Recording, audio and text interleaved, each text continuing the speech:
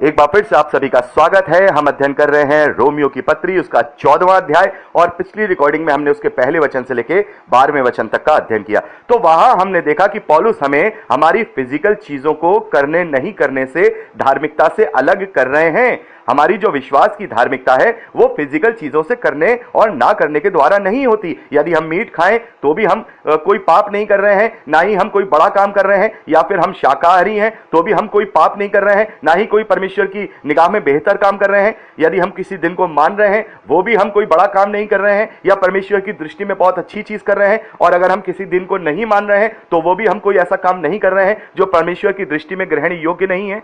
अभी हमने बात की पिछली रिकॉर्डिंग में क्रिसमस मनाने के विषय में। तो जो कोई क्रिसमस मनाता है तो वो मनाए, क्योंकि वो परमेश्वर के लिए, प्रभु यीशु मसीह के लिए मना रहा है। और जो कोई नहीं मना रहा है तो उसको भी हम ये उसके ऊपर फोर्स ना करें कि भाई तुम मनाओ, क्योंकि वो भी तो परंपराओं को नहीं पालन कर रहा है प्रभु यीशु मसीह के आदेश अनुसार। यदि वो क्रिसमस इसलिए नहीं मना रहा है क्योंकि वो ये समझता है कि प्रभु यीशु मसीह ने उसे परंपराओं को पालन करने के लिए मना किया है, तो वो इसलिए परंपराओं का पालन नहीं कर रहा है। तो वो जो नहीं कर रहा है तो वो भी तो प्रभु यीशु मसीह के लिए ही नहीं कर रहा। उसकी आत्मिकता में तो कोई कमी नहीं है, उसके चरित्र में तो कोई कमी नहीं है, उसके विश्वास में तो कोई कमी नहीं है। वो पवित्र शास्त्र को फॉलो करता है, वो विश्वास में चल रहा है। तो फिर हम उसे कैसे दोष लगाएं कि भाई तुम ये चीज नहीं करते हो तो तुम विश्वास में प्रबल नहीं हो? क्यों? जो करता है वो भी प्रभु यीशु मसीह के लिए ही करता है, और जो नहीं कर रहा है वो भी प्रभु यीशु मसीह के लिए नहीं कर रहा है। और यहां पर हमने देखा पौलुस कहते हैं कोई तो एक दिन को एक दूसरे से बढ़कर मानता है, कोई सब दिनों को एक समान मानता है। तो यहां पर हम ये जो दिन है इसे आप क्या समझते हैं? ये दिन सब्त के दिन के विषय में बात की जा रही है, विश्राम दिन के विषय में बात की जा रही है। पुराने नियम में हम देखते हैं, हमें निर्गमन 20 में बताया गया, जो 10 आज्ञाएं हैं उसमें हमें बताया गया कि तू विश्राम दिन को पवित्र मान। और उसको मानने का जो तरीका है वो व्यवस्था में बताया गया कि हम उस दिन कोई काम ना करें, हमारे घर का कोई काम करने वाला नौकर हो, किसी भी प्रकार का पशु हो, वो भी काम ना करे, हमारे घर में आग भी ना जले। तो वहां पर यह आज्ञा दी गई कि हम इस दिन को पवित्र माना करें। लेकिन व्यवस्था में उसको कैसे पालन करना है शरीर के द्वारा वो बताया गया। तो जब प्रभु यीशु मसीह ने हमारे पापों के लिए अपना बलिदान दे दिया और हमें इन सारे शरीर के कामों से छुड़ा लिया, तो फिर हम क्या करें? हाँ, हम उस दिन को पवित्र माने, क्योंकि ये हमें 10 आज्ञाओं में हुक्म दिया गया है। और हम माने सप्ताह का 7वां दिन यानी शनिवार हम उसे पवित्र माने। इस बात को याद करें कि हाँ, परमेश्वर ने 6 दिन सृष्टि का निर्माण किया और 7वें दिन उसने जो है पूरे काम को कंप्लीट किया। इसके चिन्ह के तौर पे हम उसे पवित्र माने। लेकिन हम व्यवस्था के कार्यों को फॉलो नहीं करेंगे वहां पर, यानी कि हम काम ना करें या हमारे घर में आग ना जले, कि हम अगर इसको फॉलो ना करें तो उसे पथरवा करके मार दिया जाए। हम ये फॉलो नहीं करेंगे, लेकिन हम उसे पवित्र मानेंगे। लेकिन अगर कोई फॉलो करता है तो फिर वो प्रभु यीशु मसीह के बलिदान को व्यर्थ करता है। तो यदि कोई सब्त के दिन को पवित्र मान रहा है और सब्त के दिन वो आराधना कर रहा है, सब्त के दिन वो परमेश्वर के लिए संगति कर रहा है, तो करे, क्योंकि वो भी तो परमेश्वर प्रभु यीशु मसीह के लिए कर रहा है। और जो रविवार को कर रहा है वो भी प्रभु यीशु मसीह के लिए कर रहा है, क्योंकि रविवार के दिन प्रभु यीशु मसीह का पुनरुत्थान हुआ। रविवार के दिन ही जो पवित्र आत्मा का बपतिस्मा है, जो उसके चेलों को पेंतकुस्त के दिन हुआ, वो भी रविवार के दिन हुआ। और जो चेले थे प्रेरितों के कार्य में हमने पढ़ा था कि वो प्रत्येक रविवार सप्ताह के पहले दिन आपस में रोटी तोड़ने के लिए इकट्ठा होते थे। तो ये कोई इस बात की कोई प्रमाण नहीं है कि हम ये चीज कर रहे हैं तो हम धार्मिक हैं, या हम ये चीज नहीं कर रहे हैं तो हम धार्मिक हैं। अगर आप सबके दिन मनाना चाहते हैं, सबके दिन आराधना करना चाहते हैं, तो आप सबके दिन करिए, लेकिन व्यवस्था के कार्यों को आप फॉलो नहीं करेंगे। क्योंकि अगर आप करेंगे तो आप अपने आप में सोचिए कि आप प्रभु के बलिदान को व्यर्थ कर रहे हैं। यानी कि उस दिन काम ना करें, उस दिन घर में खाना न बनाएं, उस दिन हम आग ना जलाएं, अपने पशु पक्षियों से काम ना कराएं।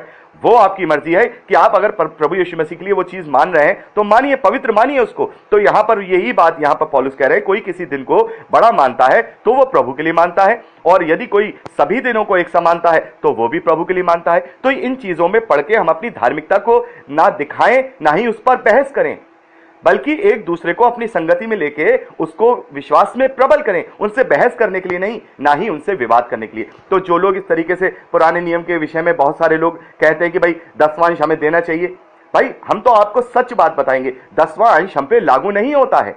अब हम उसके ऊपर पूरी तरह से अधीन नहीं है, लेकिन अगर आप दे रहे हैं तो वो कोई गलत चीज नहीं है। आप दीजिए, आपका मन कर रहा है, परमेश्वर आपको अगुवाई कर रहा है कि मुझे 10वां हिस्सा देना चाहिए, आप 10वां दीजिए, 5वां दीजिए, आप आधा दीजिए। ये तो परमेश्वर उसको प्रतिफल उसी हिसाब से स्वर्ग के राज में देगा। तो किसी से ये कहना कि नहीं आपको ये करना ही करना है, ये भी गलत है। और किसी से ये कहना कि नहीं ये तुम जो ये कर रहे हो ये गलत है, ये भी गलत है। यदि वो 10वां हिस्सा देना चाहता है वो दे, यदि वो पूरी रीति से सप्त के दिन को पवित्र मानना चाहता है तो माना करे, लेकिन उसके कार्यों को वो ना माने, ये परमेश्वर के विरोध में हो जाएगा, क्योंकि प्रभु यीशु मसीह ने हमारे लिए बलिदान कर दिया, उन सारे कार्यों को हमारे लिए उसको सबके लिए छुड़ौती बना दिया। तो हम पवित्र माने सप्त के दिन को, और हमेशा माने, पवित्र दिन माने, लेकिन उसके कार्य न करें। तो यहां पर पौलुस यही हमें बता रहे हैं कि जो फिजिकल चीजें हैं उससे हमारी धार्मिकता सिद्ध नहीं होती, बल्कि हमारे विश्वास के द्वारा, और विश्वास से जो हम अपने स्वभाव को, अपने चरित्र को, अपने चाल चलन को प्रभु यीशु मसीह के ग्रहण योग्य बनाते हैं, उसके द्वारा हमारी धार्मिकता या हम कहें हमारा अनंत जीवन हमें मिलेगा। तो यहां पर 13वें वचन में आगे पौलुस कहते हैं, अतः आगे को हम एक दूसरे पर दोष ना लगाएं, पर तुम ये ठान लो कि कोई अपने भाई के सामने ठेस या ठोकर खाने का कारण ना रखे। बड़े ध्यान से इस बात को सुनिएगा, यह बहुत जरूरी बात है। यहां पौलुस कह रहे हैं, इसलिए अब हम आगे एक दूसरे पर दोष ना लगाएं, एक दूसरे से बहस ना करें, और ना ही एक दूसरे के ठोकर खाने का कारण बने, ना ही उसको ठेस पहुंचाने का कारण बने। यहां पर पौलुस आगे लिखते हैं, मैं जानता हूं और प्रभु यीशु में मुझे निश्चय हुआ कि कोई वस्तु अपने आप से अशुद्ध नहीं, परंतु जो उसे अशुद्ध समझता है उसके लिए अशुद्ध है। यदि तेरा भाई तेरे भोजन के कारण उदास होता है तो फिर तू प्रेम की रीति से नहीं चलता। जिसके लिए मसीह मरा उसको तू अपने भोजन के द्वारा नष्ट ना कर। हालेलुया, कितनी बड़ी बात यहां पे पौलुस लिख रहे हैं। क्या हमारे जीवन में यह पाई जा रही है?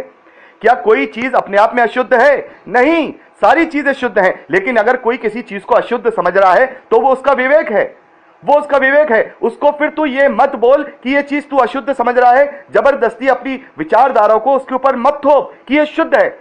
यदि वो किसी चीज से घृणा कर रहा है और उस चीज को नहीं खा रहा है, बहुत ही साधारण सा मैं आपको एग्जाम्पल दे रहा हूं, यदि कोई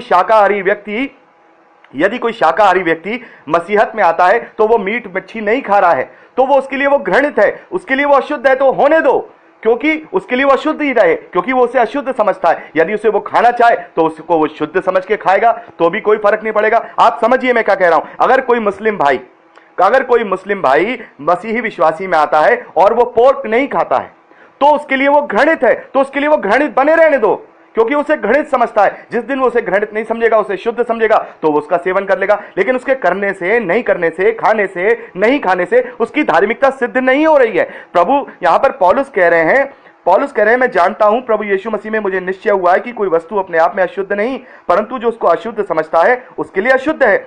यदि तेरा भाई तेरे भोजन के कारण उदास होता है तो फिर तू प्रेम की रीति पर नहीं चलता है।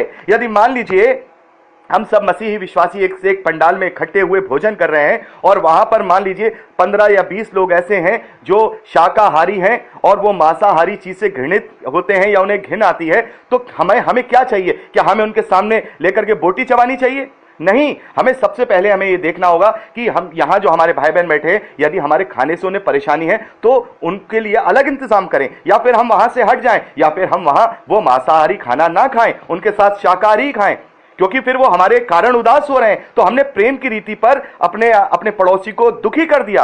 हम उससे अपने समान प्रेम नहीं कर रहे हैं, क्योंकि यदि हम उस विश्वासी की जगह होते तो हम यही चाहते कि ये जो भाई है, ये जो मांस खा रहा है, मुझे इससे घिन आ रही है, ये मेरे साथ ना करे। तो क्या हमने उससे अपने पड़ोसी समान प्रेम रखा? नहीं। ये तो एक बहुत ही एक शिष्टाचार वाली बात है, चाहे मसीही विश्वासी हो या ना हो। फिर भी जब कभी हम भोजन करते हैं तो ये देख लेते हैं कोई भाई शाकाहारी व्यक्ति तो नहीं, ऐसे घिन तो नहीं आएगी, तो उसके साथ हम बैठ के नहीं करते हैं, उससे अलग हटके करते हैं, ताकि हमारा भोजन भी उसकी दृष्टि से अशुद्ध ना हो, उससे वो घृणित ना करे, उससे वो घिन ना करे। क्योंकि जिससे वो घिन कर रहा है, यदि हम वो खाएंगे तो फिर वो हमारे लिए भी घृणित हो जाएगा। और हमने अपने भाई को अपने उस प्रेम की रीति से उसके साथ न्याय नहीं किया।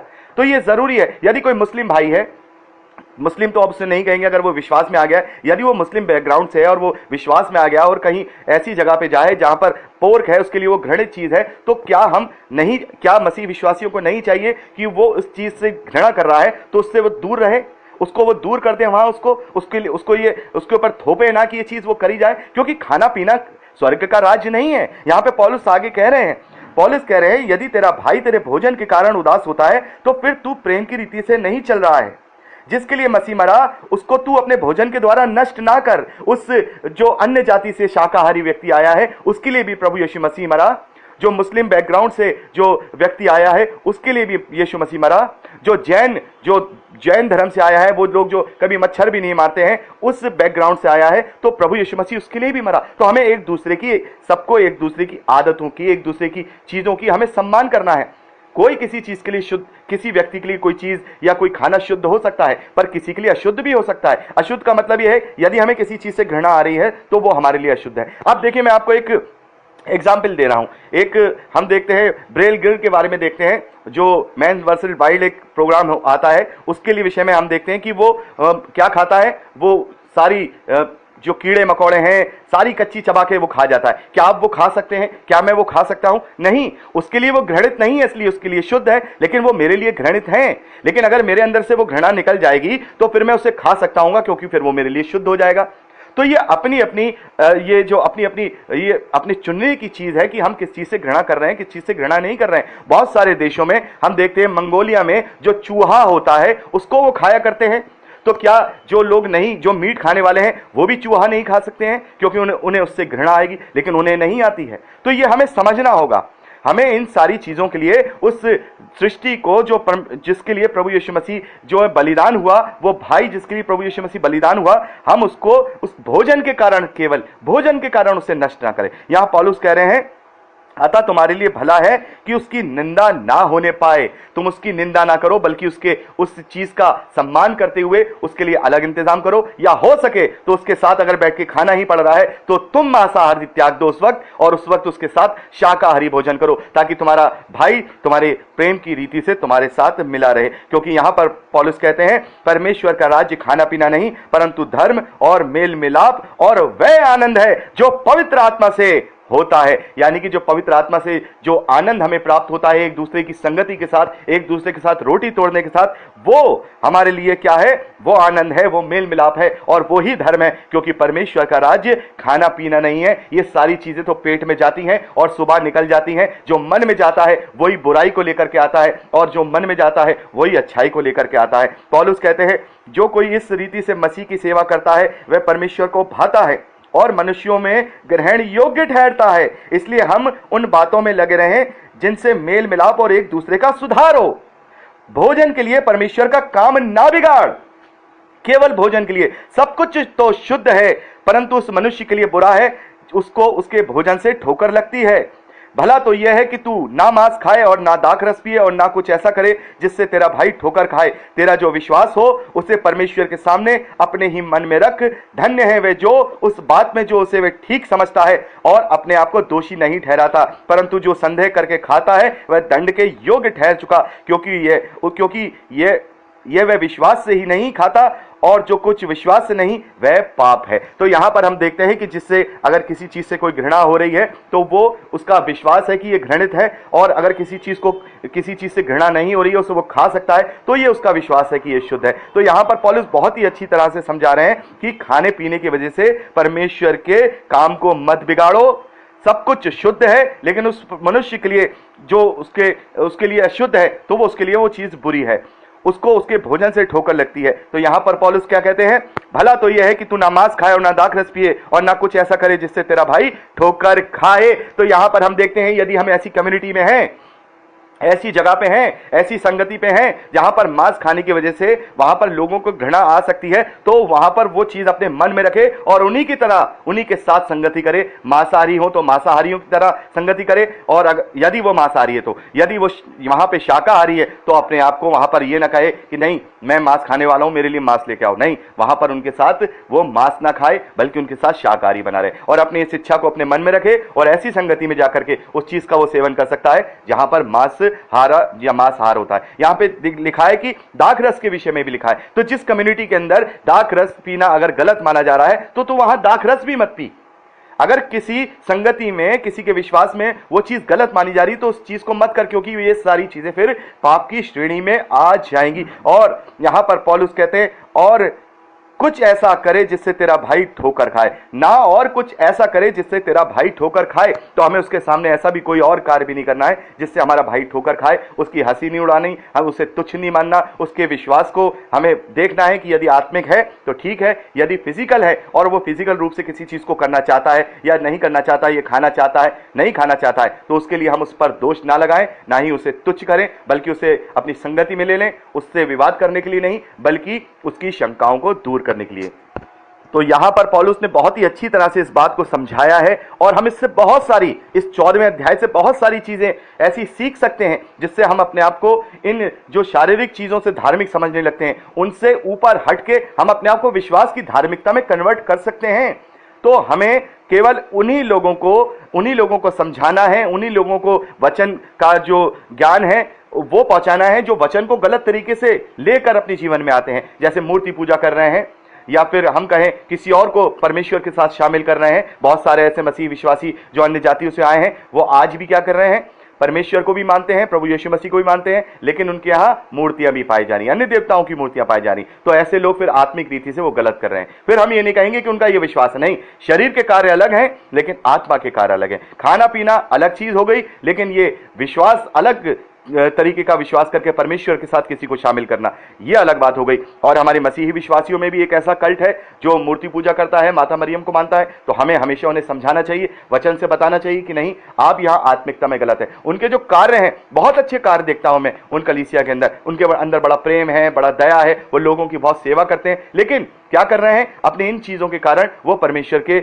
निगाह में जो ग्रहण योग्य नहीं है और दंड के भागी हैं, क्योंकि वो मूर्ति पूजा कर रहे हैं और उस मीडिएटर को ना पहचान कर वो माता मरियम के पीछे पड़े हुए हैं। क्योंकि एक ही नाम दिया गया है और वो नाम है प्रभु यीशु मसीह का, और एक ही मीडिएटर है और वो है प्रभु यीशु मसीह। माता मरियम का भी उद्धार उन्हीं के द्वारा होगा। तो फिर ऐसे लोग अगर आत्मिकता में गलत हैं तो हम उन्हें जरूर जो है उनसे विवाद भी कर सकते हैं, उनको हम समझा भी सकते हैं, उनको वचन से सारी बात बता भी सकते हैं यदि कोई आत्मिकता में गलत है। लेकिन शरीर की रीति से अगर कोई अपनी मर्जी से जो कुछ करना चाह रहा हो जो परमेश्वर की दृष्टि में घृणित नहीं है, तो फिर हम उससे इस विषय में विवाद ना करें। ध्यान रखिएगा, परमेश्वर की दृष्टि में घृणित ना हो। बहुत से लोग ये कहेंगे कि ठीक है, हम अपने शरीर से काम कर रहे हैं, हम इस तरीके के कपड़े पहनेंगे, जो है बिल्कुल अश्लील कपड़े पहनेंगे, हम कर रहे हैं, फिजिकल कर रहे हैं, परमेश्वर को इससे कोई फर्क नहीं पड़ता। नहीं, इससे फर्क पड़ता है, क्योंकि आपके अश्लील कपड़े पहनने से दूसरे की आत्मिकता पे फर्क पड़ता है। तो इसलिए ये फिजिकल कार्य नहीं है, ये आत्मिकता के विरोध में कार्य है। तो ये पवित्र आत्मा कॉन्शियस में डालता है कि हमें किस प्रकार से